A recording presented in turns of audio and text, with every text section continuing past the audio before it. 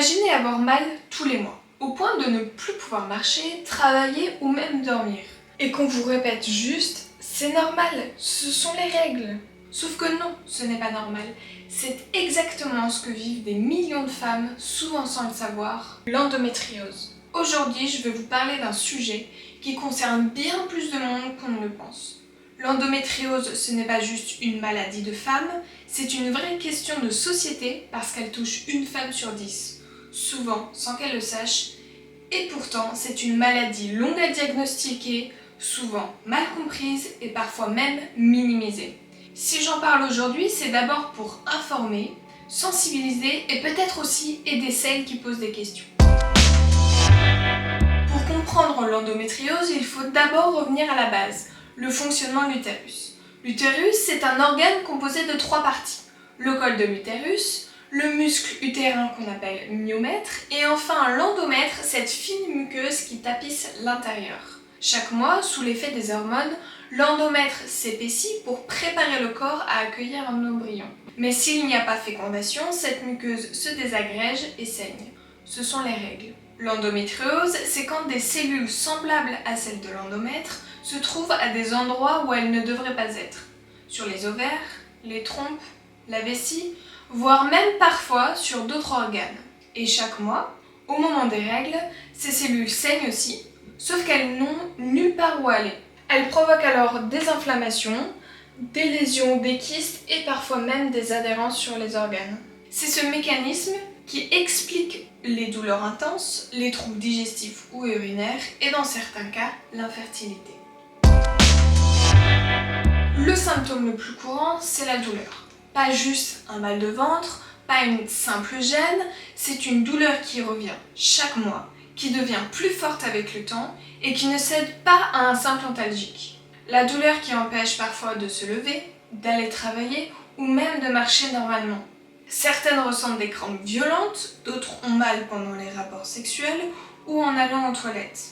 Il peut aussi y avoir des douleurs abdominales ou des irradiations dans le dos, les jambes ou les hanches. Et parfois, ces symptômes apparaissent en dehors des règles. Mais attention, avoir mal ne veut pas forcément dire endométriose.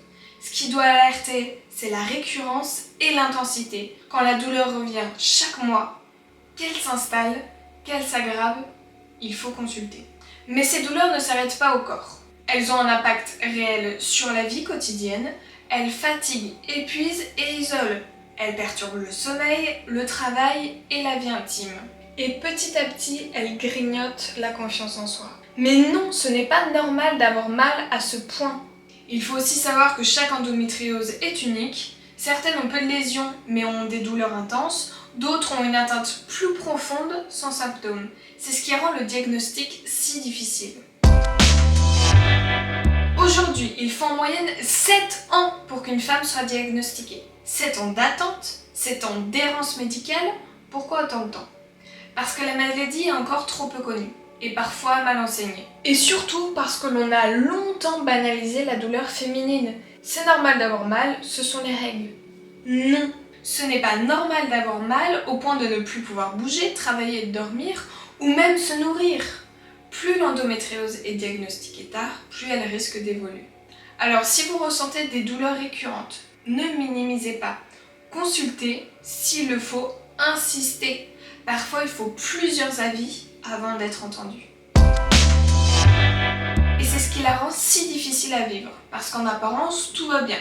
On travaille, on sourit, on fait comme si, mais à l'intérieur, le corps crie. Et quand on souffre, sans que ça se voie, on finit souvent par se sentir incomprise. C'est une douleur qui isole parce qu'elle n'a pas de visage. Mais tu as l'air en forme, tu devrais te reposer. Mais se reposer ne suffit pas, la douleur revient, elle s'installe. L'endométriose touche le corps, mais aussi la tête. Fatigue chronique, concentration difficile, culpabilité constante, culpabiliser de ne pas pouvoir tout faire, de ne pas être aussi performante. Et puis, il y a un impact sur la vie intime, la confiance en soi. Certaines adaptent leur vie entière à la maladie, leur emploi du temps, leur alimentation, leurs relations. Elles planifient leur vie autour de leur cycle. Et à force d'entendre que c'est normal, elles finissent par s'habituer à souffrir. L'endométriose, c'est une lutte invisible, une charge mentale permanente. Et c'est pour ça qu'il faut en parler, pour rompre l'isolement et redonner de la légitimité à la douleur.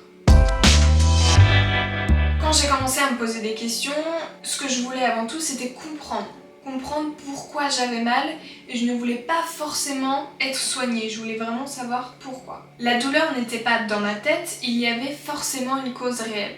Premier rendez-vous que j'ai eu avec une femme gynécologique, je pensais qu'elle allait comprendre. Elle m'a juste dit « tout va bien, c'est normal d'avoir mal ». Là, on se sent toute petite, incomprise, coupable de se plaindre. Le deuxième rendez-vous a été encore plus difficile. Des mots déplacés, des gestes maladroits. Les violences gynécologiques, c'est un autre sujet, mais elles existent. Heureusement, j'ai insisté et j'ai fini par obtenir une IRM. Et le verdict est tombé, endométriose. J'ai enfin rencontré une spécialiste gynécologue qui était bienveillante et à l'écoute. Et pour la première fois, je me suis sentie crue et comprise. On a choisi un traitement, la pilule, pour bloquer les cycles tout en ayant les règles. Aujourd'hui, je suis en pause thérapeutique, donc ça veut dire que j'ai arrêté la pilule pendant quelques mois pour souffler. Je n'ai pas encore eu mes règles et je ne sais pas quand la douleur reviendra et comment je pourrai la gérer. Pour l'instant, la seule option, c'est la pilule jusqu'à la ménopause. Mais j'espère qu'un jour, il y aura un vrai traitement. Et surtout que plus aucune femme n'aura à se battre pour être entendue. Aujourd'hui, il n'existe pas encore de traitement défini, mais il y a des moyens de soulager et de stabiliser la maladie. L'endométriose, c'est une maladie hormonodépendante, donc certains traitements consistent à bloquer les hormones pour éviter la progression des lésions. Ça peut passer par une pilule en continu, des traitements progestatifs ou des analogues hormonaux. Il existe aussi un test salivaire qui a été récemment mis en place, mais il n'est pas encore remboursé par la Sécu, et coûte environ 800 €. C'est cher, mais c'est un premier début qui permet à certaines femmes de détecter assez rapidement l'endométriose. Dans certains cas, la chirurgie est nécessaire pour retirer les liaisons ou les adhérences. C'est une opération qui est délicate, qui doit être faite par des spécialistes. Et puis, autour de ce traitement médical, il y a aussi la kiné, la nutrition, la sophrologie et parfois la psychothérapie. Parce que vivre avec l'endométriose, ce n'est pas seulement la soigner, ni soigner son corps. C'est aussi apprendre à vivre avec elle. Et surtout, il faut être bien accompagné. L'endométriose, c'est une maladie encore trop silencieuse. Invisible, mais bien réelle. Elle touche des millions de femmes, des femmes qui rient, qui travaillent, qui vivent souvent avec la douleur en arrière-plan. Si cette vidéo peut aider ne serait-ce qu'une seule personne à reconnaître ses symptômes ou se sentir moins seule, alors elle aura déjà servi. Parce qu'en parler, c'est briser le tabou, c'est dire haut et fort la douleur féminine mérite d'être écoutée, crue et soignée. Merci d'avoir écouté cette vidéo, j'espère vraiment qu'elle servira à ne serait-ce qu'une seule personne. Je vous mets 2 sites en barre d'infos qui sont faits par le gouvernement pour vous permettre de mieux comprendre l'ampleur de l'endométriose. Je ne peux que vous recommander d'aller consulter un gynécologue, voire même plusieurs si vous avez des douleurs, si vous n'êtes pas écouté. Je sais que c'est dur, c'est un long chemin, mais vous allez y arriver. Courage à vous, courage à toutes celles qui ont l'endométriose. Merci d'être là et nous on se retrouve bientôt pour une nouvelle vidéo. Bisous!